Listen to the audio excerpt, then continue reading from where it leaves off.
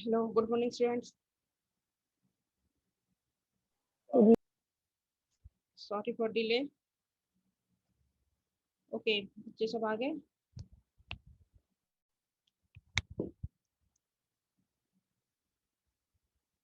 हाँ बच्चे, I am audible properly? सबको सुनाई दे रहा है सही से? Yes, ma'am. Good morning, ma'am. Good morning. चलो बच्चे. Okay, so let us start with the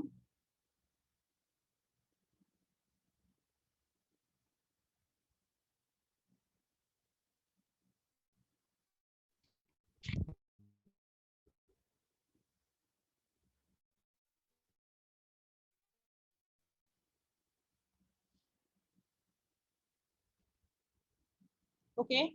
So let us discuss something regarding the Gauss law. Then we'll discuss something the tube.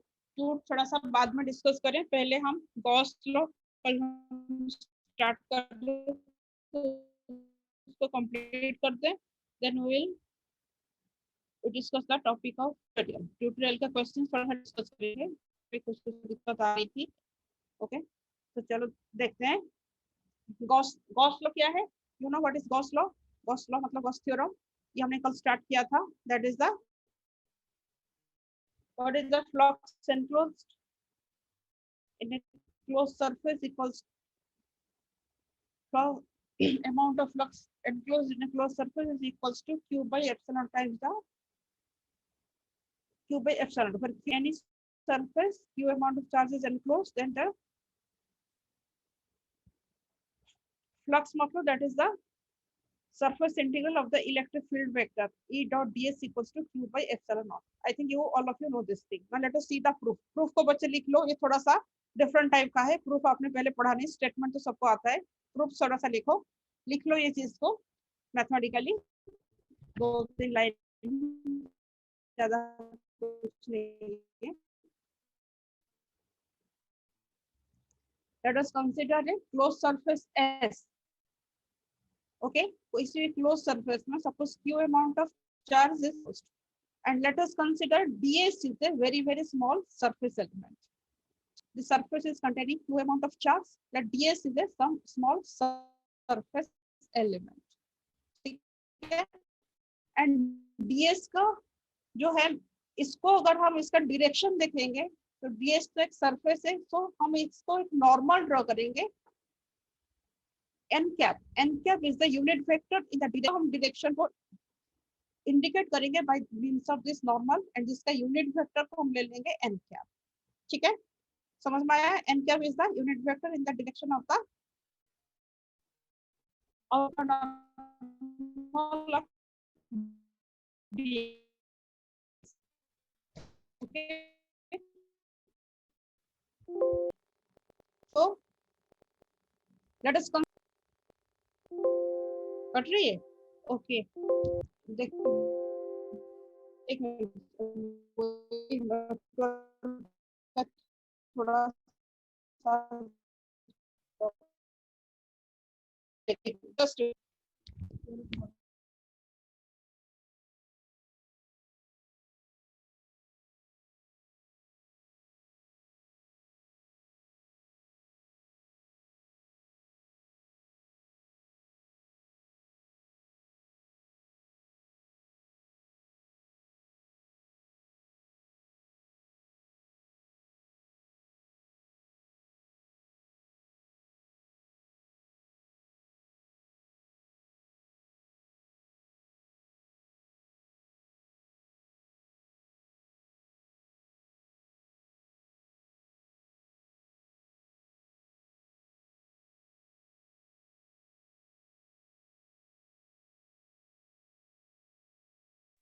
Hello. Hola, Ayush.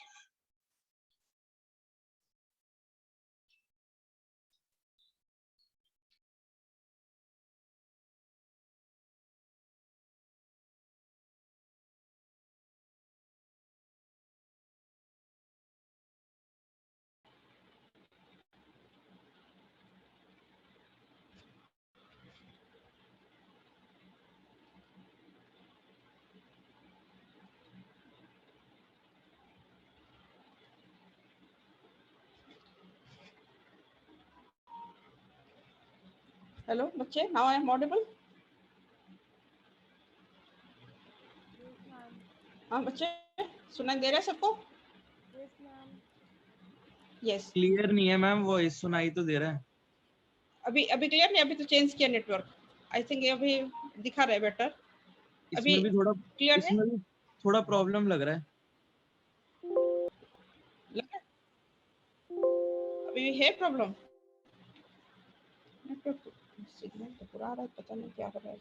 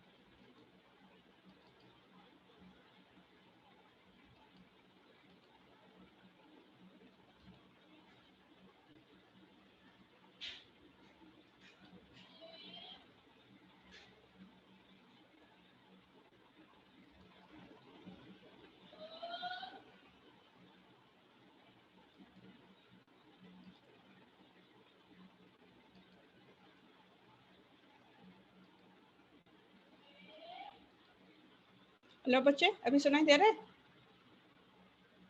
Hello? हाँ ma'am. हाँ, अभी तो पूरा आ रहा है signal, थोड़ा सा डिस्टर्बेंस हो रहा था। ओके, चलो late us see this thing. So this is the proof of Gauss law. So what we are considering, let us consider any surface S, and let ds is a very very small surface element. Then the surface element is ds. Let us consider a point P is a distance r from the charge. ठीक है? Q amount of charges enclosed there. Let us consider किसी भी एक point P which is at a distance r from the charge. So what is electric field at that point? Charge का value है Q and distance r में electric field क्या होता है? I think you know, all of you know this thing. E equals to Q by 4 pi epsilon naught r square. ये होता है? होता है बच्चे? इलेक्ट्रिक फील्ड ये तो पता है सबको या नहीं? ओके, किसी भी charge Q, when it is, we are finding the electric field at a distance r from the charge, then electric field at that point P at a distance r equals to Q by 4 pi epsilon naught r square. Okay, and यहाँ पे हमने direction define किया by means of r cap के form में इसका direction को indicate किया, क्योंकि यहाँ पे हमने ds का भी डायरेक्शन दिया, यहाँ पे E का भी डायरेक्शन दिया, so that we have to find out what is the total flux over the surface ds. Total जो ds अमाउंट सरफेस में, what is the flux d phi that equals to E dot ds. ठीक है? So we can calculate the total flux over the whole surface. Phi equals to integration of d phi, and we can write that E dot ds. ठीक है? And E dot ds को you can write as E ds cos theta. हाँ बच्चे, यहाँ तक समझ में आया? अब कॉपी पेन है, नोट्स लेके बैठे हो तो आप पहले इतना नोट कर लो. ठीक है? ये प्रूफ एक बार लिख लो तो आपको आ जाएगी, बहुत इजी है. हाँ हाँ बच्चे, सुनाई दे रहा है? अरे बच्चे कुछ तो बोलो. ये सर नो, मुझे पता नहीं चल रहा है कि आपको सुनाई दे रहा है नहीं दे रहा है. यस मैम, दे रहा है सुनाई. दे रहा है? ओके.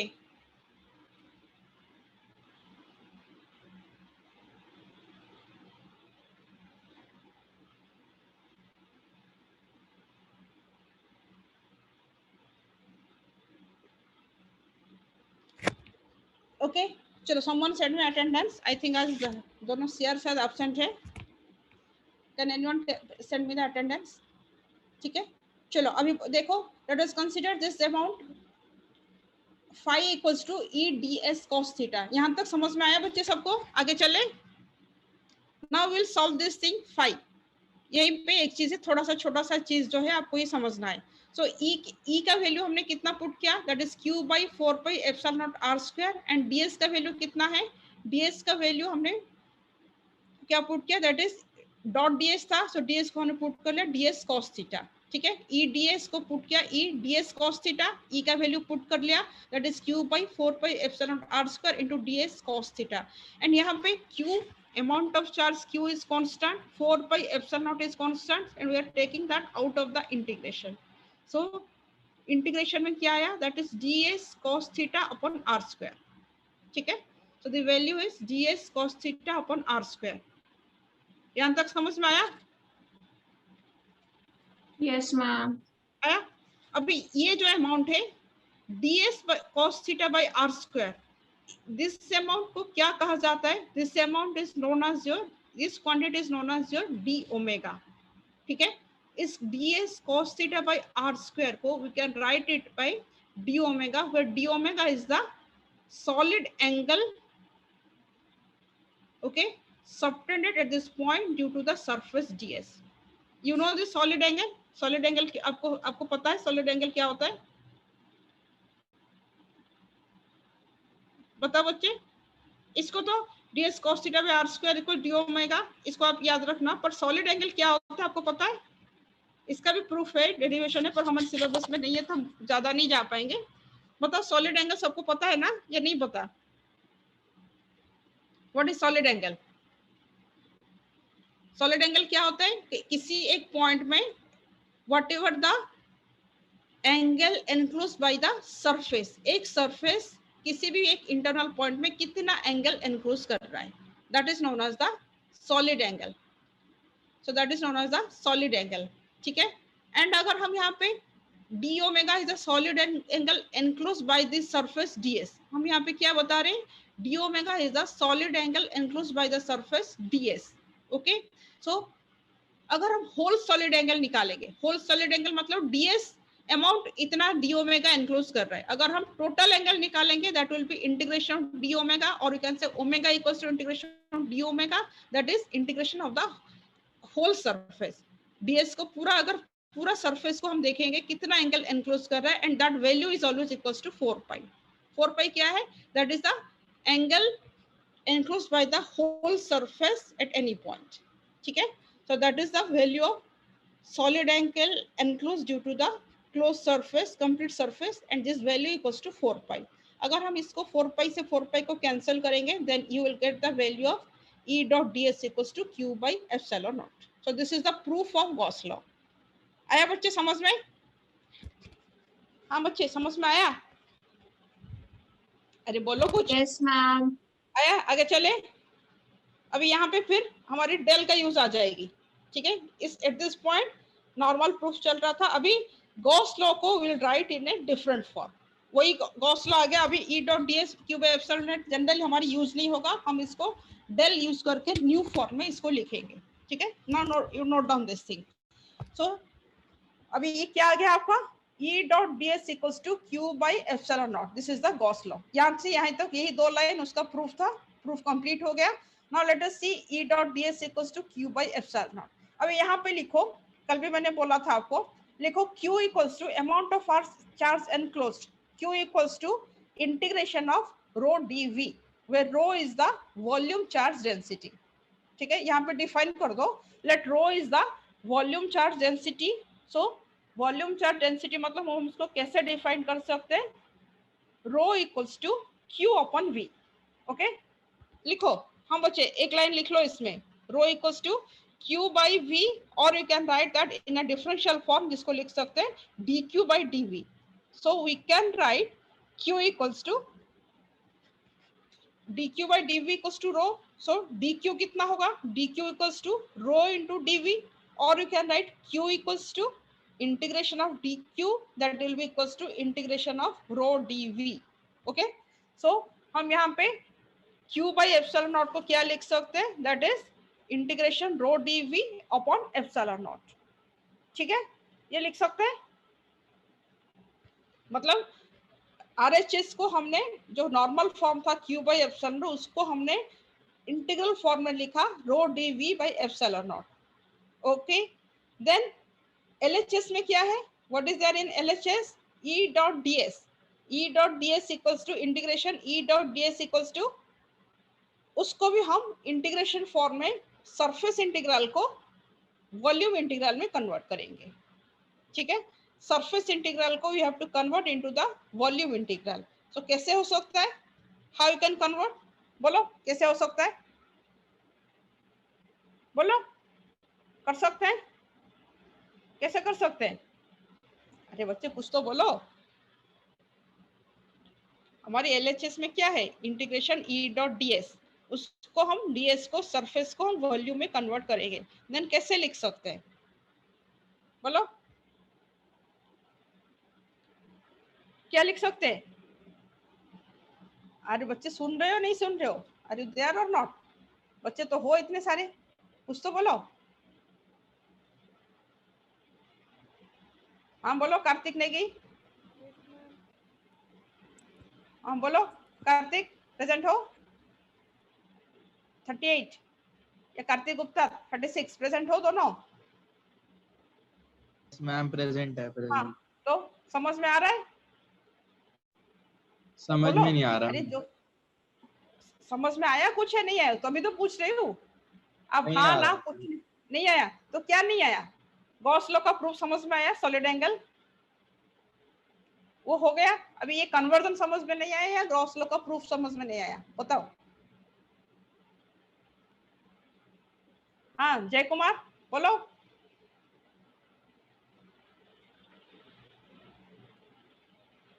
यस जय कुमार, यस मैम। हाँ समझ में आ रहा है या नहीं आ रहा है।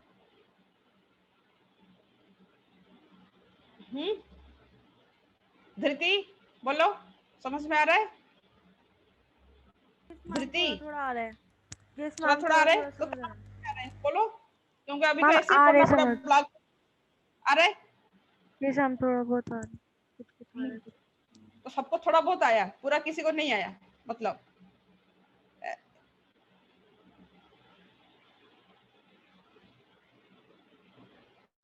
Yes again C this thing, हम गॉस लॉ को पहले डिफाइन किया, आप सबको जो फॉर्म है पता था गॉस लॉ का, दैट गॉस लॉ का वही जनरल फॉर्म में हमने लिखा, that is E dot ds equals to q by epsilon naught. उसके लिए हमने एक छोटा सा प्रूफ किया एंड उस प्रूफ में भी हमारी वही चीज आ गई। ठीक है, प्रूफ तो मैंने बता दिया, अगर किसी को डाउट है जब आप बताओ, अभी उससे आगे देखो। ठीक है, प्रूफ के बाद जो चीज है that is more important. So Gauss law का फॉर्म हमने क्या लिखा, E dot ds equals to q by epsilon naught. अभी हम यहाँ पे क्या करेंगे, LHS and RHS both we have to write in the form of integration, integral form में लिखेंगे एंड दोनों को वॉल्यूम इंटीग्रल फॉर्म में लिखना पड़ेगा। मतलब LHS में क्या है, E डॉट ds, उसको हम कन्वर्ट करेंगे dv फॉर्म में। ठीक है, सरफेस इंटीग्रल को वॉल्यूम इंटीग्रल के फॉर्म में कन्वर्ट करेंगे एंड RHS में तो कुछ इंटीग्रेशन नहीं था, देन उसको भी we have to write in the form of integration. So Q क्या है, what do mean by Q,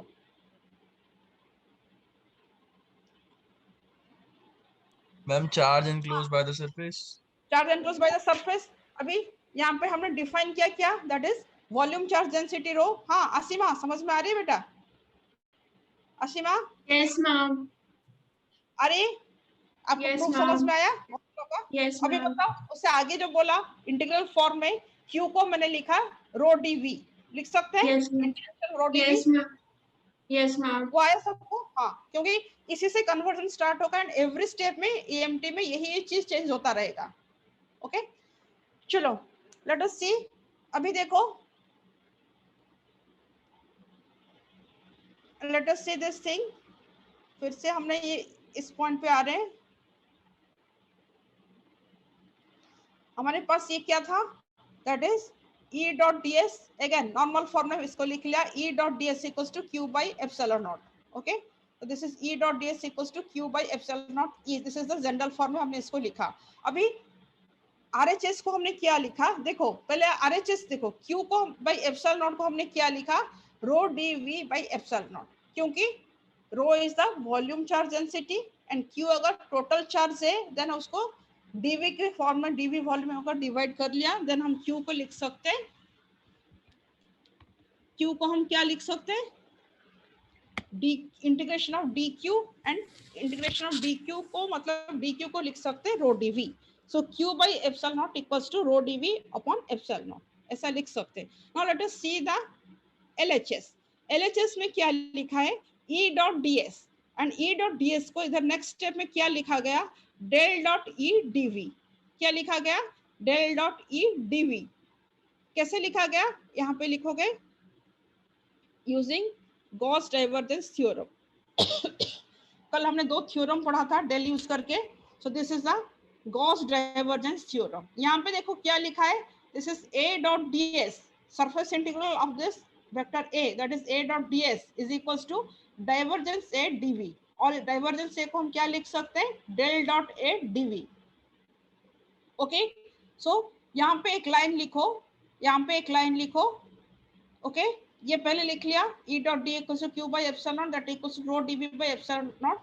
यहाँ पे लिखो using Gauss divergence theorem, using Gauss divergence theorem, LHS can be written as integration E dot ds equals to del dot E dv. ये line को लिखो बच्चे, सारे लिखो तभी समझ में आएगा. Note down, that is using Gauss divergence theorem, to the left hand side we can write E dot ds is equals to integration of del dot E dv. Okay, मतलब जिस सरफेस में हमने बोला q amount of charge is enclosed, उसी का ही volume में हमने उसको कन्वर्ट कर दिया by means of this divergence. ठीक है, del dot E dv equals to integration rho dv by epsilon naught. तो यहाँ पे क्या है, del dot E dv and यहाँ पे एप्सिलॉन नॉट तो कांस्टेंट है एंड अंदर क्या है, दैट इज rho dv. अगर हम खाली इंटीग्रेंड को देखेंगे देन क्या आता है, फॉर एनी आर्बिट्रेरी फॉर्म में इसको देख सकते हैं, del dot E equals to rho upon epsilon not. ठीक है, लिख सकते हैं del dot E equals to rho upon epsilon not, and इसी को ही कहा जाता है differential form of Gauss law.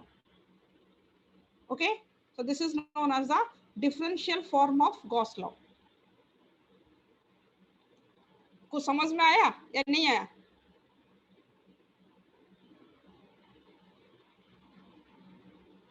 हाँ बच्चे, कुछ समझ में आया, नहीं आया, कुछ बिल्कुल नहीं आया, थोड़ा सा आया, कुछ भी बताओ. आ गया मैम, समझ आ गया? Yes ma'am.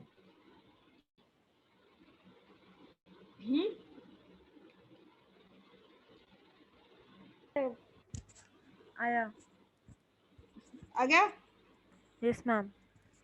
या फिर से एक बार बताऊं, बोलो कितने बच्चे चाहते हो फिर से बता दूं इस चीज को.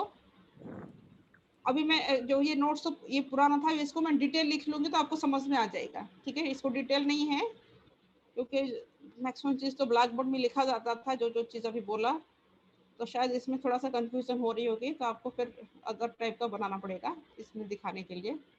ठीक है, तो आप क्या लिखोगे सीधा इसमें, that is using Gauss divergence theorem to the left side we can write del dot E dv equals to integration rho dv by epsilon naught. ठीक है, अभी यहाँ पे एक न्यू क्वांटिटी है डिफाइनिंग. ठीक है, क्या है डिफाइन करेंगे, b d equals to epsilon naught into E. लिखो b को क्या कहा जाता है, this is known as the electric displacement vector. ठीक है, where d is known as the electric displacement vector that equals to epsilon naught into E. यहाँ पे देखो क्या आया हमारी, del dot E equals to rho upon epsilon naught. ठीक है, del dot E equals to rho upon epsilon naught, और हम इसको epsilon naught तो कांस्टेंट है, उसको अगर हम इधर साइड मल्टीप्लाई कर लेते हैं देन ये क्या होगा, del dot E equals to del dot E into epsilon naught equals to rho. And वही एप्सिलॉन डॉट ई को हमने एक कंबाइन करके एक अलग फॉर्म में लिख लिया जिसका नाम हमने दिया है capital D, and this is known as the electric displacement vector. And Gauss law को भी मैक्सिमम हम डी के फॉर्म में भी बहुत स्पेस यानी ये इसमें दिखाना ही पड़ेगा, यूज करना पड़ेगा डी, बार बार ये यूज होगा। D equals to epsilon T magnetic field के लिए, B equals to mu H, ये फ्री स्पेस के लिए D equals to epsilon E. Okay, on any other medium के लिए d equals to epsilon e, where epsilon is the permittivity, है ना, permittivity of the free space, ठीक है। so del dot e equals to rho, so these two are known as the differential form of Gauss law। आप e के form में भी लिख सकते हो, d के फॉर्म में भी लिख सकते हो। so this is the first law we are writing by using this del operator। this is del dot d equals to rho, or we can write del dot e equals to rho by epsilon naught, ठीक है, differential form of Gauss law. Okay, हाँ बच्चे समझ में कुछ आया या नहीं आया?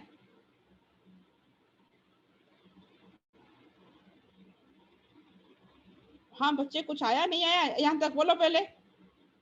सबके पास नोट्स मैंने भेजा था, आप देख भी सकते हो। जस्ट एक मिनट बताओ मुझे पहले।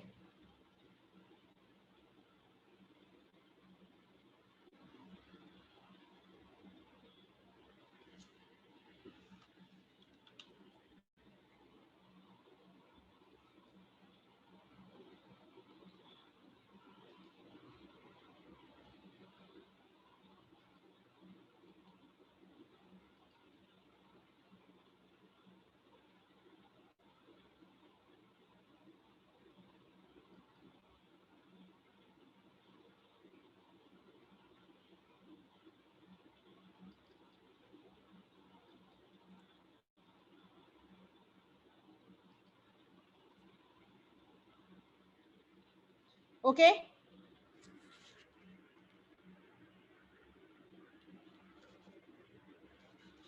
समझ में आया बच्चे या नहीं आया? कुछ बोलो।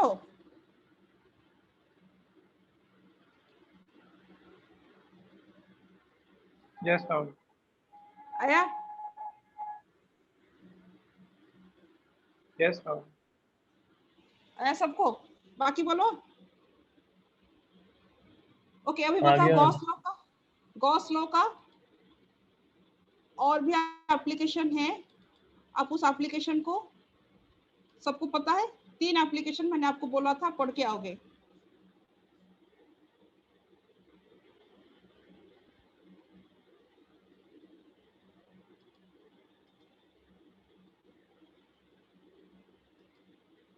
Yes, ma'am, पता है।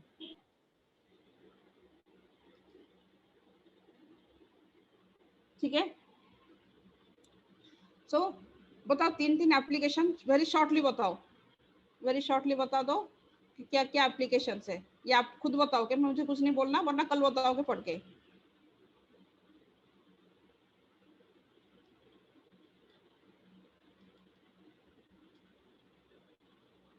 Application of Gauss law due to a line charge. एक लाइन चार्ज के लिए क्या होता है? Line charge density is lambda. Accordingly इसको हम एक गॉसियन सरफेस, एक सिलिंड्रिकल सरफेस में लेते हैं, then we are finding the electric field. And इसमें एक due to a thin sheet में ये आता है, ये सबको आता है बच्चों को, E equals to sigma by 2 epsilon not. ये पता है सिग्मा क्या है? Sigma is the surface charge density, that is Q by S। ओके, Yes, ma'am. और ये राइटिंग दिस इज, ये थिन शीट के लिए this value equals to Q by 2 epsilon not. ये आप लोग मुझे बताओगे बाद में पढ़ के, कल बताओगे। And electric field due to a spherical charge distribution. अगर नॉन कंडक्टिंग स्फीयर है देन इनसाइड आपको इलेक्ट्रिक फील्ड निकाल सकते हैं, अगर कंडक्टिंग है देन इनसाइड इलेक्ट्रिक फील्ड 0 होता है। एंड अकॉर्डिंगली आप वॉल्यूम चार्ज डेंसिटी लेकर डिफरेंट केस में इसको निकाल सकते हो, ठीक है। तो इसका ज्यादा तो ऐसे सिलेबस के हिसाब से इसका बहुत इंपॉर्टेंस है नहीं, फिर भी ये एग्जाम में कभी कभी आ जाता है। स्ट्रिक्टली तो ये एप्लीकेशंस अलग से मेंशन नहीं है, बट कभी कभी ये गलती से शॉर्ट क्वेश्चन में थोड़ा बहुत एप्लीकेशन आ जाता है। सो ये चीज आप करके मुझे बताओगे, क्योंकि सबको आता है, आप लोग मुझे बताओगे, ठीक है। समझ में आया सबको? ये तीनों एप्लीकेशंस 5 मिनट में पढ़ के आओगे एंड एक दिन मुझे बताओगे। कब बताओगे? कल तो नहीं है क्लास, फिर मंडे बताओगे, ठीक है। आपके पास टाइम है, ये थोड़ा पढ़ लो तो आपकी गॉस लॉ भी आपका रिवाइज हो जाएगी, ठीक है। ओके, सो लेट अस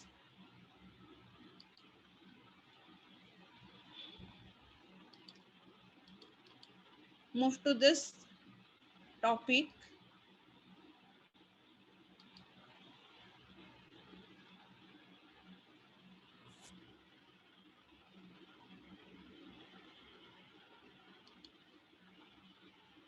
हाँ बच्चे, ट्यूटोरियल का क्वेश्चन आपने किया, बताओ।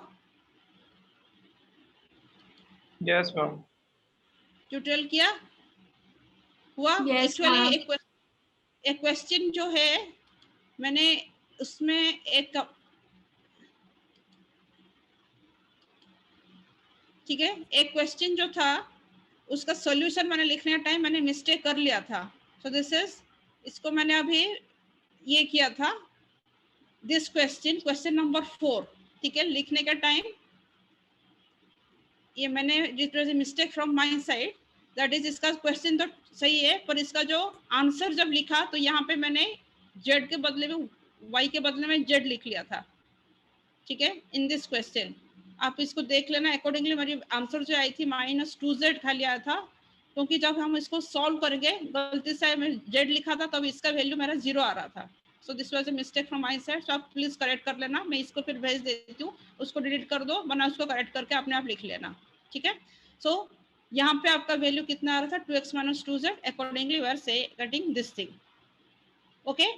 सो इस क्वेश्चन को देखो, and another thing, question number 5, ठीक है, क्वेश्चन नंबर जो 5 था, दैट क्वेश्चन कहाँ गया, क्वेश्चन नंबर 5 जो था, इसमें लिखने का टाइम भी थोड़ा सा इसमें भी मिस्टेक था। तो इस क्वेश्चन को थोड़ा देख लो ध्यान से, ठीक है। क्वेश्चन नंबर 5 जिसका मैंने आंसर कल लिखा नहीं था तभी मुझे भी आंसर था, तो क्वेश्चन में एक दो ये था मिस्टेक था जो मुझे पता नहीं चला ये क्वेश्चन में। You can see this thing, देखो, find constants a b for the vector a where a is both solenoidal and irrotational, ठीक है। ये एक बार आया था क्वेश्चन 2017 में, क्वेश्चन आया था इंटरनल में, ठीक है। So you say this thing, इसका आंसर मैंने लिखा नहीं था कल। So let us see this, a equals to this vector, समझ रहे हो, ये क्वेश्चन को लिखो बच्चे, देखो। सो a इक्वल्स टू क्या गिवन है, this vector is both solenoidal and irrotational. So हम डेल डॉट a निकालेंगे, that equals to 0, del dot a, अगर सोलिनॉइडल वेक्टर है del dot a 0, del dot a निकालेंगे देन कितना आ रहा है, b + 3, since del dot a equals to 0 you can get the value of b equals to -3, ठीक है। Del by del x, del dot a तो निकालना भी सबको आ गया, डेल डॉट a मतलब del by del x of this i, coefficient of i, then this is del by del y coefficient of j, then del by del z of coefficient of k, इसको करेंगे तो b equals to -3। then second condition क्या है, it is also irrotational, so you can write this del cross a equals to this thing, ठीक है। so that equals to k into 2m - 2, so that we are getting a equals to 1। इसको question को कर लेना बच्चे, ठीक है। अभी शॉर्ट क्वेश्चन भी एमसीक्यू आएगा तो इसका ये इस टाइप का क्वेश्चन आ सकते हैं। बाकी सारे क्वेश्चन तो हो गया था, यही कल हमने लिखा नहीं था, ठीक है। और बच्चे किसी को कोई डाउट है? हाँ असीमा, आपको कोई डाउट है बच्चे? मैम नहीं। आपका हो गया क्लियर? क्योंकि मैंने क्वेश्चन yes. आपने देखा था, मैंने फिर क्वेश्चन को चेक किया था तो मैंने देखा आंसर, मैंने जो ये क्वेश्चन नंबर 4 में आप बोलने के बाद भी मैंने आज ही चेक किया तो देखा कि उसमें थोड़ा सा लिखने का टाइम मिस्टेक हो गया था, ठीक है। अकॉर्डिंगली yes, आप इसको लिख सकते हो, ठीक है। okay. ओके, और किसी को कोई डाउट है? क्वेश्चन पहले देखा कितने बच्चों ने, बताओ, ट्यूटोरियल क्वेश्चंस कितने बच्चों ने देखा है? बोलो बच्चे। अगर आप क्लास अटेंड कर रहे हो, आपके पास फ्लेक्सिबिलिटी है, then you can do this thing.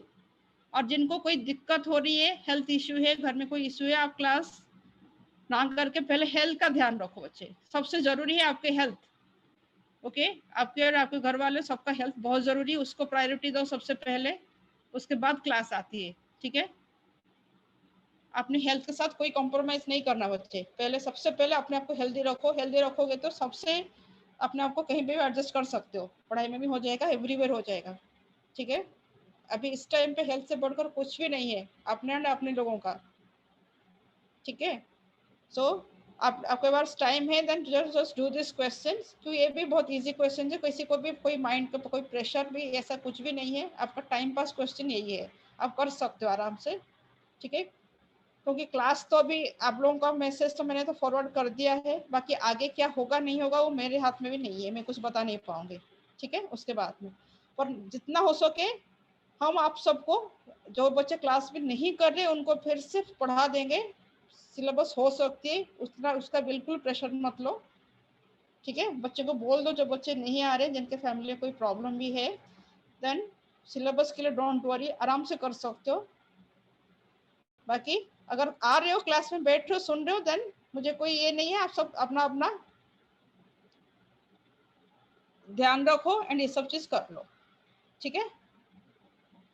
इतना काम तो आपको, अगर आप टाइम है देन इतना कर लोगे, देन आगे के लिए आपके लिए ही स्मूथ रहेगी, ज्यादा आपको प्रेशर नहीं आएगी, ठीक है। ओके, हाँ बच्चे कुछ बोलो, और किसी को कोई दिक्कत है तो बताओ।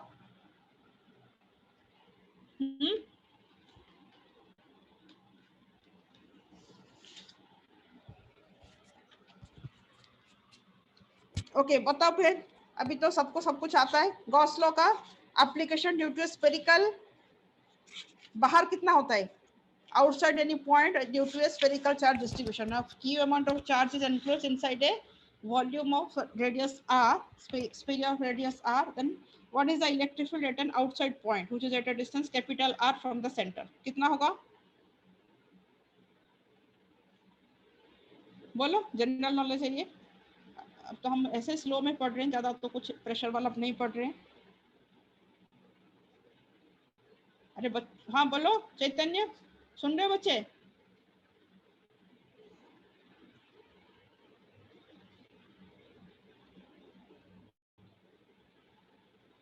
हाँ हर्षित चौहान बोलो।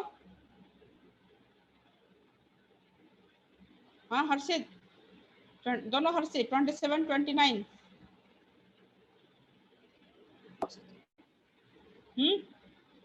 मैम इनसाइड तो 0 होती है। इनसाइड 0 होती है, कौन से केस में 0 होती है? कंडक्टिंग केस में या नॉन कंडक्टिंग स्फीयर में 0 होती है, बोलो। कंडक्टिंग में होती है शायद। हाँ बोलो, एनी अदर वन? इसने बोला सही बोला या गलत बोला बताओ। हाँ मुस्कान बोलो। यस नमित बोलो।